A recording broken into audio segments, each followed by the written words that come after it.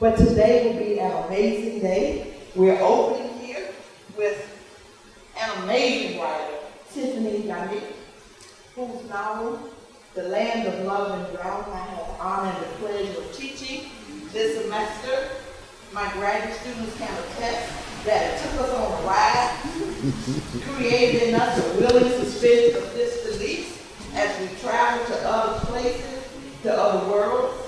The novel takes place right at the cusp of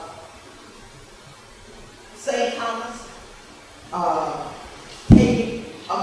taking control of St. Thomas, transfer of power from the Danish, that's what I thought. So that's today, that's this morning, at 2 o'clock. All of us have stories to tell, and we're always wondering, how do we tell those stories? So today, at 2 o'clock, we have a panel on how to write creatively. And joining us on that panel will be Dr. Kelly DeLong, Dr. Piper Hughley, and Tina Macaranza, all of whom are with us in the audience. Now, after you tell your stories, you want the world to hear those stories. So at 3 o'clock, we have a panel on how to publish your stories. So we hope that all of you all will come back, tell your friends, tell your classmates to come out and enjoy this amazing day of celebration of literary excellence. We have also with us Scholar Rome Frazier, who will be engaging with Dr. Elizabeth Nunez on tomorrow. Tomorrow we also have Haitian writer and another amazing writer, Edgar Santicott, who will be in conversation with Dr. Daniel Black, who is a professor at Clark Atlanta University, and also the author of how many novels? He keeps putting them out every year. I've lost count of them. So let this morning's program begin. I will first introduce our brilliant graduate student, Robert Earl Brooks. Hello. In our PhD program. And I would like to acknowledge members of the Department of English and Modern Languages. If you all will please stand. I see Dr. Luis Rodriguez, I saw Dr. Talita Rodriguez, Dr. Delon Professor Shaheen Williams, Professor Candy Thornton, Dr. Takenda Foster Singletary, Dr. Marlon Slavin, we have Dr. Margaret Holloway, Dr. Kelly DeLong. Y'all, we came out, showing up. So here, back to the program.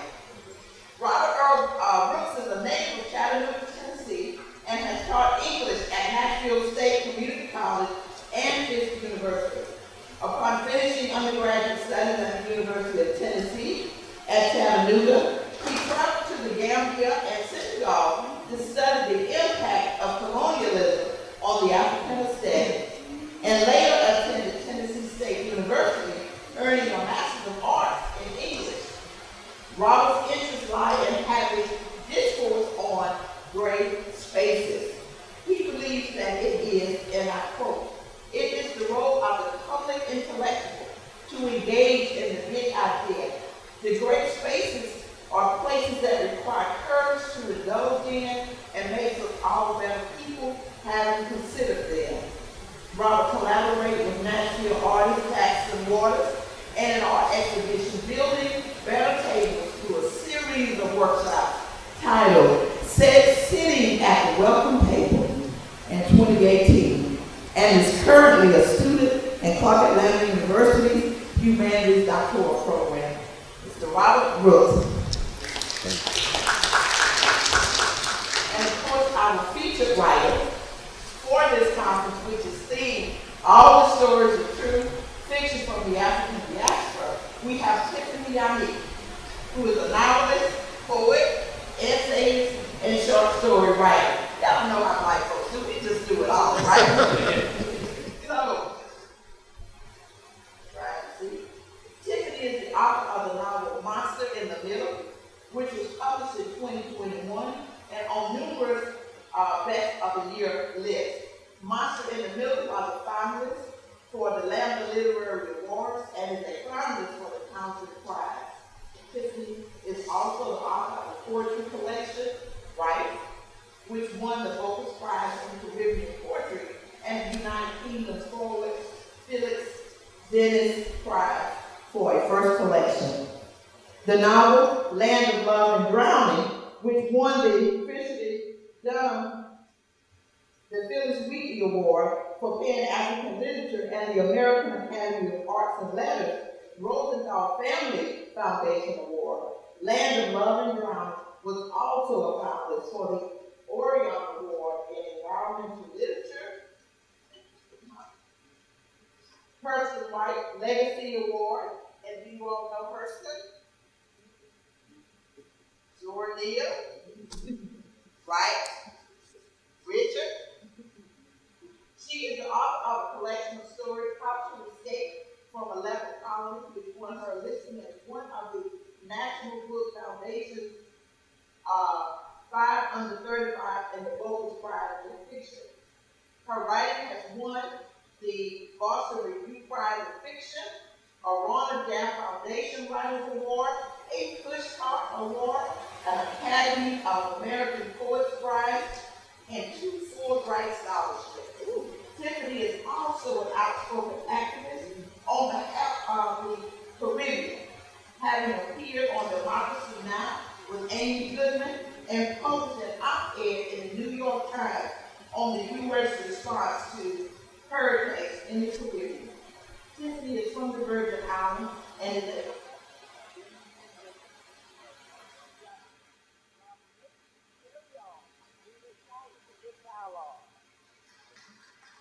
And after the Q&A, Ms. Unique will read from her latest. So I am waiting to hear that.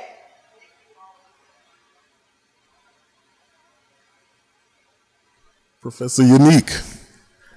First, can I be heard? All right.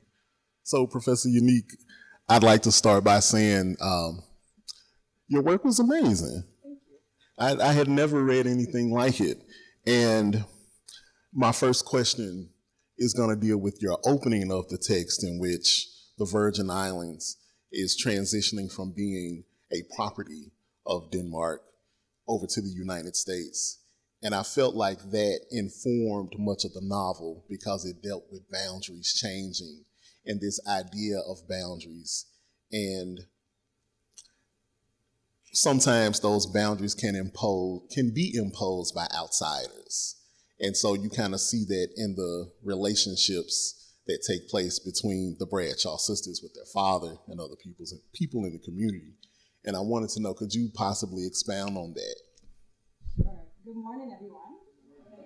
I'm so happy to be here. I'm looking forward to reading a little bit later. But I do want to just start off first also by thanking you all for being here. Especially thank you to the faculty who are here supporting your students and supporting this event. That's so wonderful. It's really also nice to know that I have colleagues who I'm also in conversation with, along with these students who are here. Thank you guys all for coming. I know the teachers probably made you come, but I'm glad you did your assignment and showed up. And hopefully I will make it worth your while by rocking your world at some point. Thank you to Dr. Bess for having me. It's such a pleasure to be in your company and your energy. You're a phenom, and it's really an honor to be in the same city with you, much less to be here in the same room with you right now. Thank you to Dr. Askew for the opening blessings. I really appreciate that. It's good for all of us to just know that we're doing holy work as artists, actually. It's not just that only that we're gathered together, it's that artists are doing, I really do believe this, we do God's work. If we're doing it well, we're here to actually save people. And the work can save the writer and it can save the reader too. So I do believe that we are here, just by the fact that we're doing artistry, we have made this into holy ground. And I want to thank Mr. Robert, future colleague, and I'm really excited to be in conversation with you. So your question is about the opening. The opening of Land and Love and Drowning was something that I wrote first, which sometimes writers write the middle first or end first, but I wrote that opening first. I wrote it years before I actually wrote anything else in the novel. And part of what was happening for me is that I wanted to write a story about my family, which was a very complicated family in the Virgin Islands. My great-grandfather was a captain on a very important ship in the Virgin Islands, in both the British and the US. Before we were colonized by the British and the United States, we were really just one people. And we continue to think of ourselves as one people. The division is a colonial division, it's not a cultural or a spiritual one for us. So he was a Virgin Islander and a captain, and his ship was very important. And he went down on his ship during a storm. And his ship was so important that it was said that when his ship went down, every family in the Virgin Islands lost someone. And that's a big part of our history in the Virgin Islands, this ship. It's like the Titanic of the Eastern Caribbean. That was my great-grandfather, and when he died, he left behind his 8 children. My grandmother was the baby, and she was orphaned. And I live in the wake of that. And for me, it became a question of like, who do I belong to? We don't have, that legacy was cut in many ways. And what my grandfather's family had represented was cut, because this was during a time when if you leave your wife behind, your wife couldn't own land, she couldn't run the family. And so the children that were still children at the time were plummeted into poverty. My grandmother actually grew up in an orphanage. So in some ways that was my history, but I was also cut off from it because we didn't have the financial wherewithal, and I grew up in the hood, right? So that was my experience. So I always felt like I belonged to this important history of the Caribbean, but having grown up in a really rough part of the island, I felt disconnected from like this elegant, beautiful history that I thought was mine, of this rich captain. It was mine in my mind, but it wasn't mine in my everyday life. And then it also felt to me like a metaphor of being a Virgin Islander itself. We're from the Caribbean, but we're also American citizens by birth. That was also like a head trip, and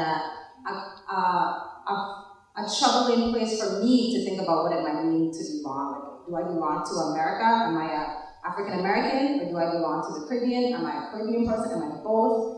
And often I felt like I was not being accepted in either. And many Virgin Islanders have this experience where we come to the States, which is our country, and we're told that we are immigrants. But when we're in the region, in the Caribbean, we're told that we are the Americans. So we also have this like fractured identity. And I wanted to write a book that would examine that. And I use the family as a metaphor for the politics. And I use the politics also as a metaphor for the family. And I know you want to ask me about the badness that goes on in the book, but part of what I wanted to do with the sisters in particular is examine how beauty can be powerful but also dangerous. And the Virgin Islands, has anybody ever been there? It's pretty bad, right? It's so beautiful. It's a really, really beautiful place, but that is part of what makes it seductive, but even that seduction is part of what has brought us harm. Because we're so pretty and we're so beautiful, it has also meant that we were taken advantage of, right? In the ways that we might think of, like a pretty woman has power, but she's also vulnerable to the masculine gaze, for example. So I wanted to think about the ways in which the islands themselves are also metaphorized in that way, and I use the sisters, their beauty and their vulnerability to the male gaze as a metaphor for colonialism. And I think it's interesting that you mentioned that, because I listened to an interview that you were a part of in which you mentioned that a part of this transition for the Virgin Islands going from Denmark to the United States as a property, it entails, one, the Danish removing so much of the local history. They literally packed things up, they cut carvings out of rock and took it back to their country. And the other part of that is in the congressional records, I think you mentioned that it states, the Virgin Islands would literally be a U.S. playground. And so around that time in 1917, you see similar efforts in Puerto Rico, you see that in IT. And so I think it plays to this idea of beauty that you mentioned that's dangerous, particularly when it's imposed from external forces determining what that beauty will be and how it will be exploited, and particularly not for the benefit of local people. Right, exactly. That's exactly right. Yeah, in the Virgin Islands, we were transferred from Danish. Transfer is a sort of soft word. We get we get just taken from Denmark by the United States without our consent. There's a word for that, and it's not transfer, right? And we were just everything that was our cultural legacy was literally taken. And when Mr. Roberts said that they literally cut out parts of buildings that maybe had plaques and took it back to Denmark. So our entire history before we became United States citizens is physically in Denmark and is also in Danish. And so Virgin Islanders, even when we were Danish, we were not speaking Danish for the most part. We were speaking English even then because of the proximity to other English colonies. And so Danish was always a foreign language to us. So we are removed from that history, one, because Denmark is far away, but also because the Danish language is inaccessible to us, right? So that's gone. And we have to do a lot of work to at least go visit, go find it. And only people like me who have this privilege of being a professor, and I have a research money that I can use to go to Denmark, that's why I even know about this stuff and can share this information with other people in the Caribbean and in the States. But when we became American, we were not citizens for the first generation, and we were just nothing. We were without citizenship, and we were controlled by naval order. So all of our records for the first generation under American identity are in the Naval Academy and are also under lock and key. You can only access them if you have certain credentials. And in my case, the professoriate is a credentialing access to get into those records, but that's what it requires, for me to go be professor, to have access to our records. So a lot of what I'm doing in my fiction is trying to do that work and doing archival work as a fiction writer, as a poet, as an essayist, so that I can also put this history out there. This might be helpful for those of you who are going to be in the writer's workshop later, but I do think that naming your characters is a very important part of the character development process. And we know that because if we are parents, we know that what we name our children is an important thing that we hope to infuse elements of that name into their character, which is why we take care to name our children. And for your characters, it's the same. So for me, it's really important to think through these names.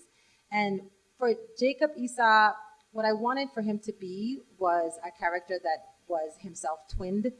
Inside of him, he's carrying around these two identities, which is also metaphoric of the Virgin Islands itself. And he carries these what might be conflicting identities inside of himself, right? He's between his two parents. He's unaware of elements of his parentage that will cause him problems in the future. And I wanted to really have him wrestle with that conflict. And I also wanted to signal to readers that I am engaging with archival texts like the Bible.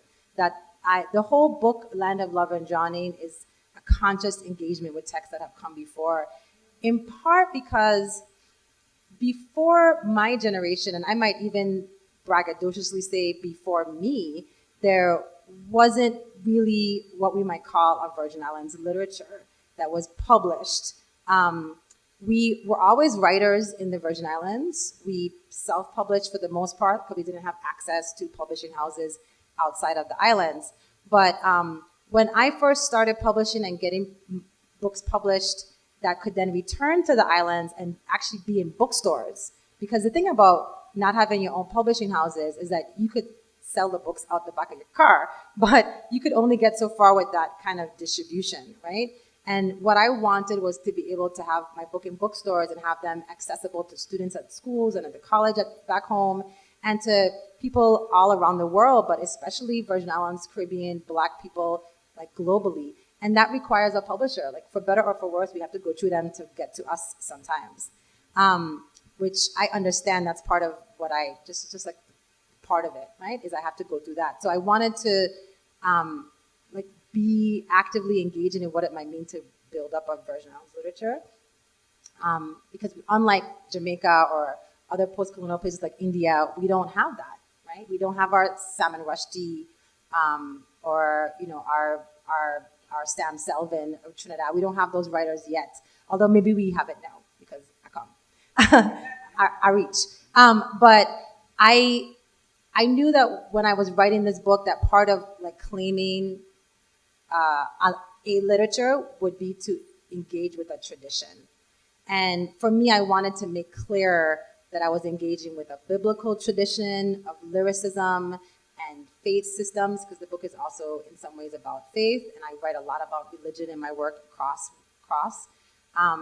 But I also wanted to like name check other writers who I was engaged with, and also name check the writers who I was actively pushing against. So there are a number of texts that I'm engaging with in the book that I consider to be like problematic Virgin Islands texts, like the books that were written by the colonizers about the Virgin Islands. And I engage with those books because 15 years ago, if you went to the Virgin Islands and asked for, I want to read a book about the Virgin Islands, but written, a fiction, a novel, or a book of poems, you might find the self-published work by us, but you will be more likely to find book written by Danes and Americans who are actively colonizing, right? Not being in community with us, but colonizing us, right? So, I would, the white American naval colonizers who were actually representing the state when they were in the Virgin Islands. They wrote novels about us. And that's what you would find in the bookstores. So I wanted to push against those books. So naming my characters too were ways to do that. But the Jacob Esau story, in my opinion, I'm a positive, I think that the world is a beautiful place. I think that people are good. I mean, this is my personal belief system. And I think that we are all carrying around divinity inside of us. And I think that Jacob and Esau story is actually a story about the importance of family and how if we do not honor literally our brothers and sisters, and I don't only mean the ones that we adopt, I mean your actual family, who you come from. If we don't honor those people too, even if we're mad at them, even if they did us wrong, they're still our ancestors, they're still our people, and their blood is in us. And I feel like that story is about honoring your family, loving your brother. Because if you don't, you're going to frick up your life, right? And finding ways to forgive, even when that forgiveness should be impossible, that you can do the impossible and you can forgive and you can take people who've done you wrong back into your heart. And the book is really about siblings and about how family needs to figure out how to honor and love each other. So I felt like him having those two names was a way to mark that work that I was trying to do. I mean, I think so he's being respectful and coy, but two people getting it on the beach in a scene that he's talking about, and they are. This is a bit of a spoiler for the novel, but they are. The two adults are siblings but don't know it, and they feel an intense attraction to each other that is actually about familial connection, but they've misread it because they haven't been told that they are related. And the woman's newborn baby is with them on the beach, and she's nursing while they are having intercourse. So it's a very dicey scene. It was very hard for me to write. And I didn't want to write it in a sensationalized kind of way. I wanted to write it beautifully, honestly, but also with the elements of ickiness that I want you to experience too, is that I wanted you to experience this as beautiful, and at the same time you're oh my, I can't believe I think this is beautiful, right? The disruption of your own enjoyment, I wanted you to feel that. And so I'm hoping that it's discomforting. And I'm not interested in writing easy stuff. I'm what's the point? I have a job. It's okay with me if the books never get read. I just want to write things that are hard and will challenge my readers. For me, when I think about what causes inappropriate intimacies, things like pedophilia or incest in families, I think about it as an illness of intimacy. Illness of us not knowing how to effectively connect with care and love with ourselves and with other people. And while I do agree that these are things that we have in some ways inherited from our European ancestry, it is there for us now. And the trauma of slavery, which many of us who are born in the African diaspora have that in our history means that we also, even as Black people, were sometimes forced into these kinds of relationships. And because we were bred, we were like, we were bred. And sometimes we were asked to do things that were also like violent to our own ideas of intimacy. And so what I want to think about is the ways in which like some of this has been taught to us, but that we perpetuate these pains on each other all the time. I mean, this is a big problem in Black families in the Caribbean and in the States. And I want to think about it as an illness, as something that is caused by trauma, and a trauma of not having healthy intimacies. And so therefore not knowing how to engage in healthy intimacies. I think the dad is, I was about to curse, sorry, I forgot we're in church. I think the dad is awful, right? I want to say something much worse. I think he's destroyed his daughters by the way in which he is inappropriate with them and hurtful to them because of that. But I think he was destroyed, right? And that doesn't forgive him his actions, but it does put it in context. That we are all living in the wake of constant destruction, and we have to figure out how to heal ourselves. And I don't think we heal ourselves through staying in the anger and staying in the guilt or the shame. I think we heal ourselves by passing through that, like feel the anger, feel the shame, feel all that shit you need to feel. But then I think we heal by holding each other in appropriately loving ways. And I actually think we do it together. So I want to signal that, like, I don't think we heal alone. We didn't get into this mess alone. So I don't think we heal alone. I think we need each other. Thank you. So we will take this time for Miss to do a brief reading from her latest text. After which I will do a Q&A. I know some of you all will have to go to class. And if you do, please exit the side of the room. For those of you who would like to remain to ask questions, please do. And there will also be a book sign. Which I will use also to pick up and sign. Thank you all so much. I will say that this month's program, we will be doing this conversation so we will be there for all of this tomorrow. And of course, we have Thursday, we have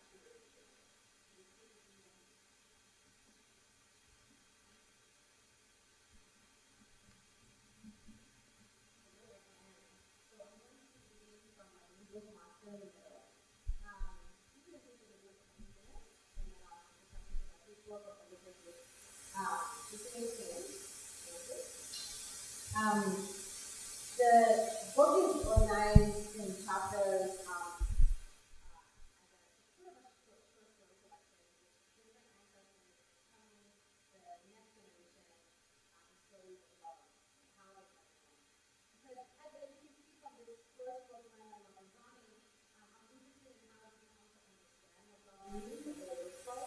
And how important love is to us, but how sometimes we have inherited problematic stories.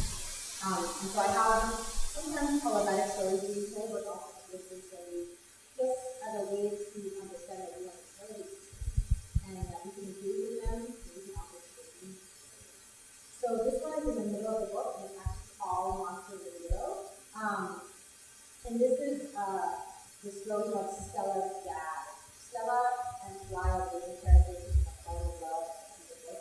And Stella's dad is now telling her the story of how he first found her. So the book is really like a romance novel, but it's like smart and serious. Okay. So you have to pretend like I'm a guy up here for a moment. You good? Y'all okay hearing me? There is no way to know anything for sure, and thank God for that. Thank God for that 68, that day the monster was on my back, but then again, the monster has always been comforting me. I'm a warm-blooded person because of where my blood comes from, island blood. Thank God for that blood and for that island, but sweet Stella, I had never been so cold. The monster was in the air. Maybe the monster was trying to yam me, eat me, but there I was. I was the kind of boy, and I was still a boy, who would come to wear sweaters in the summers of South Carolina. Let my mother kiss my forehead that morning, then climbed aboard a plane, nothing with me but a bag, one change of light clothes suitable for the West Indies, a toothbrush, and a razor, the last because my mother had heard that there would be no one there who knew how to cut my black boy hair, though she hadn't thought about my needing a winter coat. And thank God for that plane ride where I was too excited to be scared, and so I watched the sky. And for that long, sleepless bus ride where my sudden fare kept me from rest. Thank God for this St. Thomas boy in a bus, me not sleeping, but looking out the window as it became winter before my eyes, cold monster. Did I clarify that it was New Year's Day? That kiss was my mother's last. She was dying of cancer. You know that part already, right, sweet girl? Breast. Though no one but me and a doctor over in Puerto Rico knew. I wasn't allowed to tell a soul because sickness of the breast or the uterus or any part of the body we call private, the parts we used to love to make life, sickness in those parts was a shameful thing. And so I boarded that plane and climbed aboard that bus, maybe heading to my own death, not sure, but feeling also that I'd likely never see my mother again, but still, thank God for that burn in my mother's breast before I left. Thank God for the kiss goodbye that let me know it was indeed goodbye. And I could tell you more about my mother, your grandmother, I should, for even she is the monster, and her mother too. I just want to explain how this goes. It's a journey, but you're not alone in it, my love. None of us is. You feel alone, but you also take the journey because you don't want the loneliness. Maybe people go off to war because they want to be left alone, but left alone and lonely, different things those. Me, I didn't want either. Baby, just don't be confused by my life or all these lives. It's easy really to understand. See, these lives are yours. Have I made it clear that I am so thankful and thank God for my memories and thank God for the memories that made me, because we can't outrun the monster. And girl, did they make me run that first night? The winter air like pins in my nostrils. I had a bloody nose before a mile, but kept running because the drill sergeant was shouting and because everyone else was running too. No matter that I was in short pants in air colder than I'd ever known. Thank God for those short pants. Thank God for the ash on my knees that looked like a disease. Thank you for the blood in my nose that busted out and coated my mouth and neck and shirt and scared the sergeants just enough. Because that night I shivered so loudly that a bunkmate threw his blanket on me. Thank you, mate monster, generous monster, thank God. That extra blanket, it helped. I slept, but it started again and again. Every morning, the blasted running, and every night the cold, and the sweating in the cold, and the sweat freezing me, and the letter in the mail before basic was even out telling me that my mother was dead. So the question you must have is, what is at the middle of it all? I'll tell you, even though I shouldn't, doesn't matter. You still have to do the thing to know it. So what's here at the middle? Myth and magic, both. No shame in that. We all know it takes a village to raise a child, but I can tell you honestly that it takes an ancestry to make a man or a woman. I would never have made it to my mill if it wasn't for my mother dying, for my daddy being already dead, because then I would never have signed myself up for that war that we would surely lose, a war everyone else was running from. My father had been fighting a war his whole life. A white man he was, from the continent, proper American, but not white, Cajun, he always insisted. Had fought in a war or two, seen nothing but combat, finally too shocked in the mind and broken in the body, and so found himself stationed in the Virgin Islands, St. Thomas. But it wasn't sunny for him. Lived on our island, but lived like he was already dead, absent without leave in no time, made a half-breed baby who looked nothing like him, me, then sat down on the bench outside a rum shop, praying aloud to die until he did. But even then, I am thankful for that. Thank you, old monster. Thank you, dear, dead, suicidal poppy. I went to that American war to outwar him. But then my mother died and it was so cold and, well, that wasn't my true middle. No, we right here, this hair is the middle, always. And oh, I'm so thankful for that, because though everyone was heading to Saigon, I was not me. It wasn't that I had connections, no Rockefeller father to save my backside, no joining the Air Force instead of the Army. We didn't even know about those ways out back on the island. Army it was. My own no choice. The base cold as an ice chest, my lips frozen and my teeth knocking. No one could understand anything I said because I hadn't learned to talk Yankee yet. So I didn't say a thing. All I had to do was fake sick. Now, I've been living with sickness for over a year, close to it. My mother told me that she'd never breastfed me, baby formula just arriving on island when I was born, and everyone thought that the powder was best, so mommy scraped to provide it for newborn me. What I'm trying to say is that even as a baby, I'd never seen my own mother as God created her. But then as a grown man, I had to face her breasts, care for it that long, hot summer of love, the nipple sinking in, the huge red blister that took over until my mother dived into it, the blister and the breast, and I was there. Taking care of sickness, I knew it well. Thank you, God. Black boy bile, the officers called it. In America, I was the black boy, despite my half-blood history. Coughing up spit, all fake, but it fooled them. Remember, sweet one, I bled so bad those first days. It wasn't that I was a coward, it was just that I realized that I didn't want to war with the mystery of my old man, not after all. I didn't want any more to hold up my life to his and see if mine was more worthy, not after my mother died. I never really knew the man, my father. He didn't live long enough. He was my first monster maybe, and I knew he would follow me, has followed me, but with a dead mom, well, I decided I wasn't going to nom. I wasn't going to be the drink till I'm dead puppy, this time of maybe half Mongoloid children, but still, his story was mine because I lived against him. And that made his life as much an influence as if I lived beside him. I didn't get that then, but now I thank God. America believed me. Even though it couldn't always catch what I was saying, I've been a good talker back home. Talk to the doctor, talk to my aunt about what to do with my mother's things in the event. The Army officers believed I was sickly, too sickly to shoot a gun good, too sickly to even look like a good target, so sickly. Me, my whole life, I never even had the flu. I'd sprained my thumb once, but never even a wrist or an ankle. Sick wasn't my thing until it was. Then faking it so well made it so real, and now that's how you know me. Your poorly papa, your hypochondriac dad. Well, the war.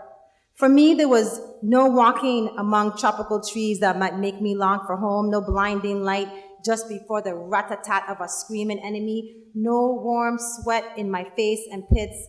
My war stayed cold and quiet. I was put to ironing the uniforms of those who came back dead. I ironed alone and in air conditioning. I had to keep the clothes crisp, ready them for their formal funerals. Easy work on the body, but hard on the mind. Because it was Vietnam times. And so you know about the many who came back dead. And so you know about the many shirts I had to iron. And so you know about the many monsters that live with me. I never fought in that war. I ironed. And I did it well, did it tender. So to that I say, thank God for every color, for every sizzle of the metal when it kissed the starch. Thank you, God, for the dead who came home for me to dress them. Because dear one, what happens to you is on me. My fault, my parents' fault, Vietnam's fault too.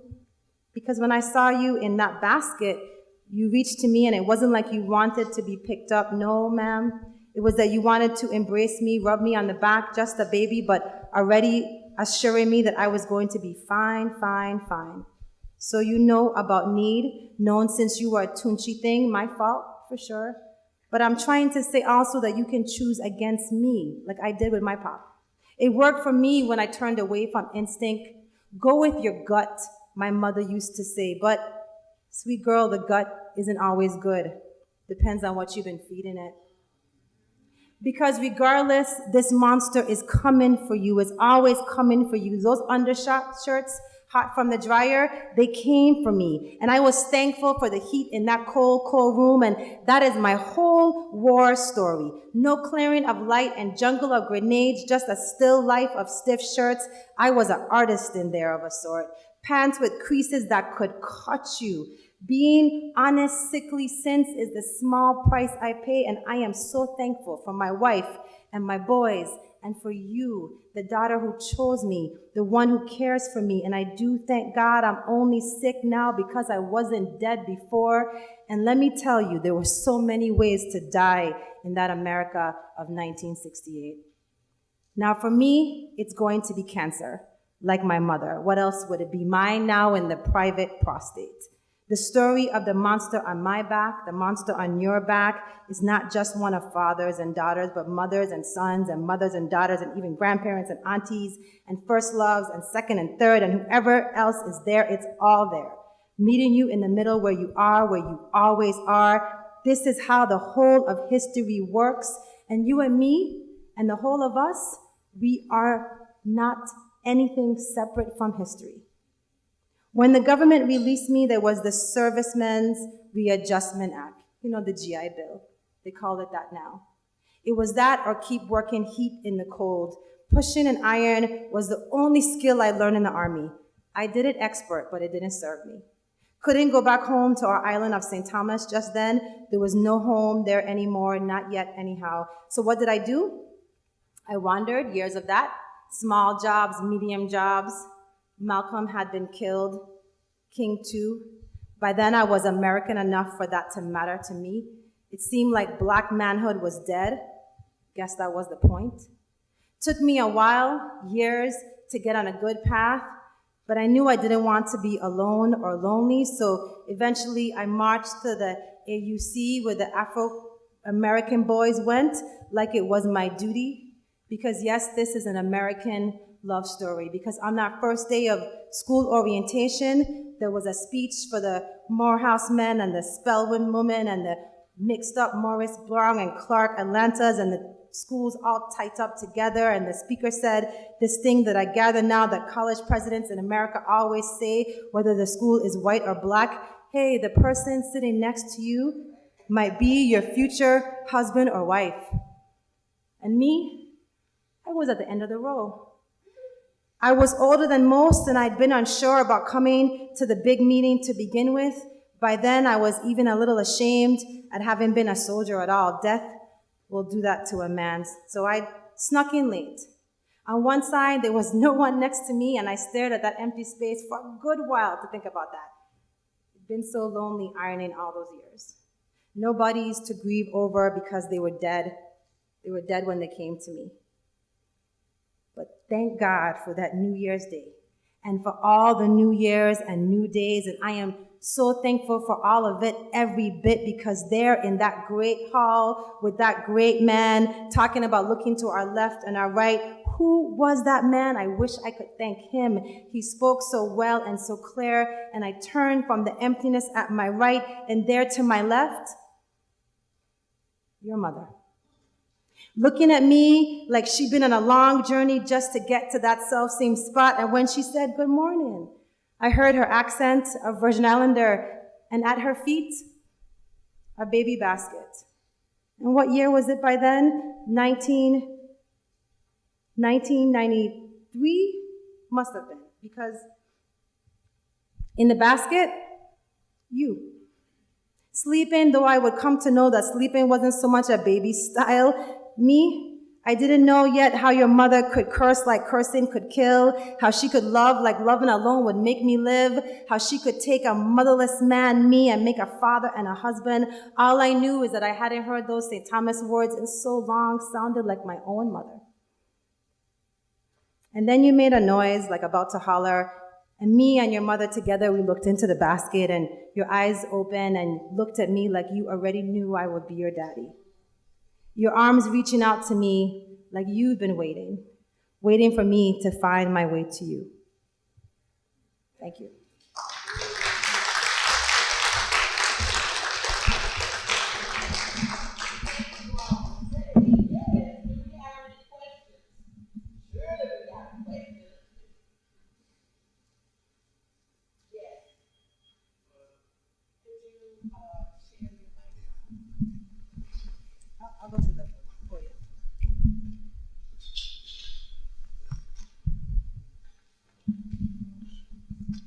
Good afternoon. My name is Jeremiah Reynoso. I am a junior physics major, English minor from Brooklyn, New York. I have roots from the Dominican Republic.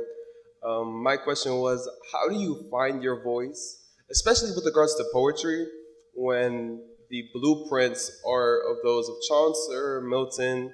So how do you very much find not only a way of describing, the seas, but also life in the Caribbean, especially when the Caribbean is very much interconnected, even though there's are these very superficial language barriers that is very much, I say, very much, so, sorry. So how do you very much find that voice with regards to, especially when, in the English department, there's not really very much Caribbean center classes. It's very much just, Shakespeare's, Milton, Chaucer, especially with regards to the poetry section. Mm-hmm. Thank you for that question. Well, one, you have to become a professor and, teach Caribbean literature and change up the curriculum. So that's one thing to do. But I would say I have two maybe like contradictory things to say, which is one, it's all mine. Like, as far as I'm concerned, Chaucer mine. Like, it's all mine. And so I don't want to reject anything. That's one. But the second thing is that I don't think it's our job to find our one voice. I think as writers, our job is to find a multitude of voices and to represent them as beautifully and honestly as we can. And for me, I look a lot to the people who I grew up with. And I read a lot in dialect. This piece that I read to you guys was a little bit in dialect, but I have things that are much heavier. And for me, it's important to understand that all speech, even what we might think of as a vernacular, is poetic. And that it's my job to communicate the poetics. Not only to say that's how I heard it, but that's how I heard it, and I can elevate the poetics inside of it, right? Because sometimes people think when you write vernacular, you just wrote what you heard, that there's no artistry involved, which I think is really, we might understand that as an anti-Black statement in and of itself. The idea that like our crafting of our language is just received and like natural, and so it doesn't take any like effort or skill to put it onto the page. But somehow when Chaucer was doing it, it was skillful and we should study it. But actually I think we need to also understand that the writers who are doing the vernacular beautifully and intelligently are also utilizing skill and craft to do it. So for me, it's about taking that vernacular, what we might call everyday speech, and elevating it into the poetics that honors it as poetics, but also honors my skill in transitioning it to the page. So, I think for me, I didn't really know much about Caribbean literature when I was growing up because I was in a colony. And I didn't know until I came to the States and took Caribbean. I didn't even know about Black literature until I came to the States. I didn't know Toni Morris, and I didn't know Edwidge John-Sicott until I came to the States. And being in African American, Caribbean, post-colonial lit classes is what inspired me. So I have to say, although Chaucer is mine, I don't really read him. I don't need to. Like, I feel like I have a tradition that goes back hundreds of years that includes African writers, Caribbean writers, that includes Indian writers, that includes Japanese writers. And I think sometimes we get kind of hung up, especially if we're trying to be a writer, a Black writer, like, okay, we'll write about like contemporary Blackness and then the dead white people. But I think one is there's so much between like the dead white people are now. Like there's other dead people that are interesting, maybe more interesting, frankly. And I think we sometimes also don't remember that like the Asian writers are also ours, right? The Latine writers are ours. The African writers are ours. If you're gonna be an artist in the world, it's all yours. And it's not only about writing against or towards the white people and us, it's also writing amongst the whole of literature.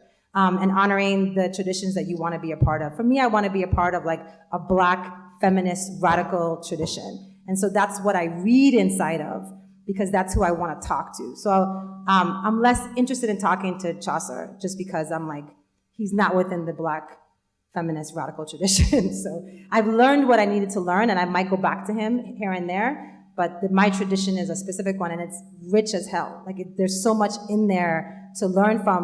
You could read just the Black women and never done, right? So I'm like, you could just do that, and you're gonna learn so much. So I feel like finding, who you want to talk to, and talk to those people.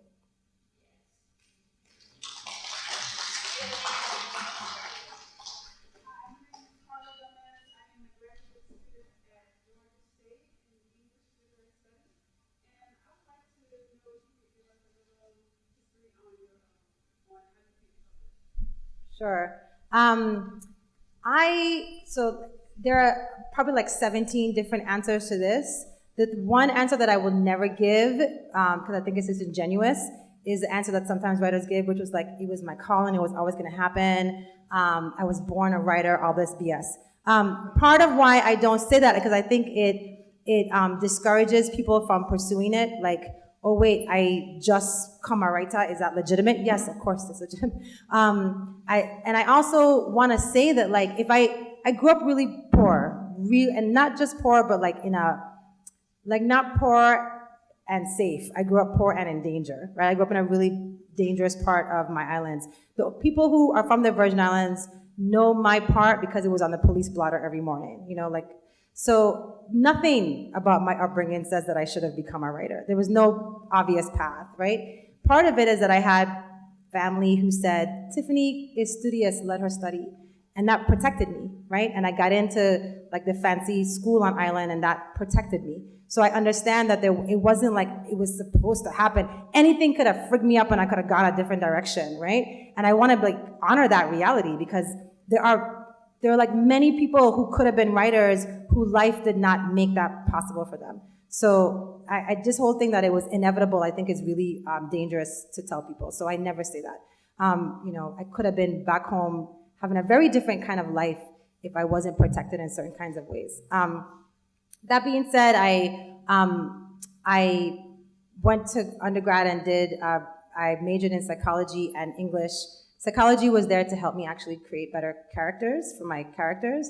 And I thought of myself as a poet, and maybe if you were invested in language, you could maybe hear the poetics even in the prose that I was reading to you. I really care about the way language sounds and its texture and its musicality. Like, as far as I'm concerned, I'm dancing up here when I'm giving a reading, because I like the music of the literature. So I majored in that. That was helpful to me to go get a Fulbright scholarship, which allowed me to study Caribbean literature more in depth. I taught high school literature for a long time, which was a really important part of my journey, because it helped me learn more about the writing process. And then I went to get an MFA in creative writing. And I just kind of applied willy-nilly because I was home in the Virgin Islands, didn't have access to a computer. I just applied random, and I got in, and I went. And there are a lot of problems with MFA programs. I don't think they're for everybody. I think they're racist, sexist, can really destroy you. But I was old enough and also confident enough, which is the other part, that I was like, okay, I know what I need to get better at, and I know what I'm already good at. So when there were teachers who would say things to me like, well, why did you set this story in Ghana? Why didn't you set it, here in Houston? And I would say, but the setting is important, and like Ghana is not interchangeable with anywhere. Like, what are you talking about? So I could push back because I had that confidence. So I think that was an important thing for me to have going into graduate school, so I wasn't swallowed by my professors who were maybe not the right readers for everything that I was working on. But I did have a professor who believed in me and took me under her wing, and her name was Chitra Banerjee Divakaruni. She'll actually be here in Atlanta this weekend.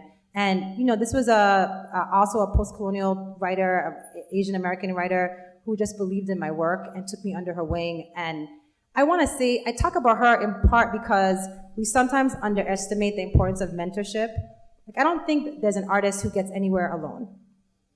I don't think there's any success story, even when you're like, look, overnight success, that's nonsense, right? And I think whenever you see one artist, there's been a team of people who've made that person happen. And some of those people were artists too, some of them were teachers, some of them were both, some of them were just the person who made sure you ate a meal every day so that you had the mental acuity to write the stuff. But for me, Chitra was very important, and she introduced me to her agent, and that was the beginning of my career. So that mentorship was really key for me. And I think also sometimes we, as young writers, we say things to ourselves like, I don't want to be influenced by, what's come before. I don't know where we learn that nonsense. Like, you do want to be influenced. You want to be an apprentice. That's how you learn, but it's also how you go forward. Like, my goal for my students is that they come eat me alive and go do more amazing things. Like, right? I'm not going to be here forever. I want the literature to continue to grow. So Chitra was like that too. She wasn't overly protective, and she made sure that the writers who she believed in, she took care of us. So I've tried to be the same kind of professor with my students, but she was a big part of getting me to the professional part of getting my first book published. So you've talked a lot about colonialism, and for them that audience who may not know what that is, could you talk some about colonizing and colonialism? Yeah. The quick and dirty history is, Columbus. Columbus, decides that they want to go discover the New World. What is the New World? People were there. They were old to them. But Europeans mostly going to brown and black countries and taking their resources. But to take somebody's resources, you have to do some trickery because people don't want to give up their land very easily. So a lot of what colonizing did was give you, I don't want to be offensive, but like give you belief systems, and then you could give them the land. So there was like a little bit of a bait and switch in some ways with colonialism. So we give you white Jesus and you give us gold. And that's pretty much the colonialism everywhere, whether it was gold, it was silver, or it was just a beautiful beach in the case of the Virgin Islands. Like you have access now to our land, and we are no longer in control of that land. And now you also have access to our education system. And maybe now you also have access to our laws. And eventually, our whole understanding of who we are is only through you.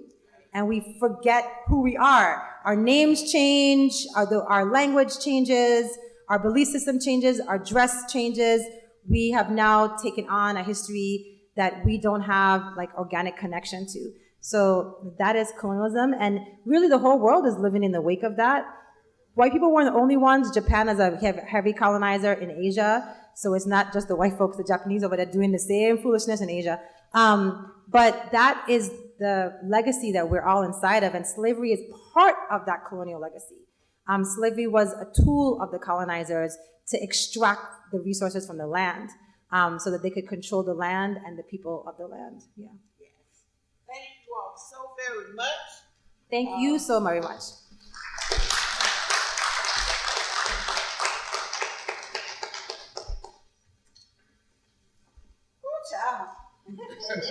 I feel full of spirit right now because she's already said it. This is holy work that we're doing. Literature can heal, right? Literature elevates us. Literature takes us places, and we thank you so much today, Ms. Shanique, for taking us places, taking us deeper into an understanding of who we are, taking us deeper into who you are and your work. Thank you, Professor Robert Brooks, for your insightful questions today. And I thank you all so much for attending today's session. And we ask that you, of course, return for our 2 o'clock session and our 3 o'clock sessions. And also, y'all, we also have bought books. And our writers will be here, and you all can get autographed copies. Because we know your coins may be a little tight because it ain't cheap. Come to Clark Atlanta University. So y'all please come back. We will have a book signing now with Ms. Yannick, who will be signing her book. So anybody who wants to purchase a book can come up and do so. Anybody who wants to? Okay, all right, let's get it.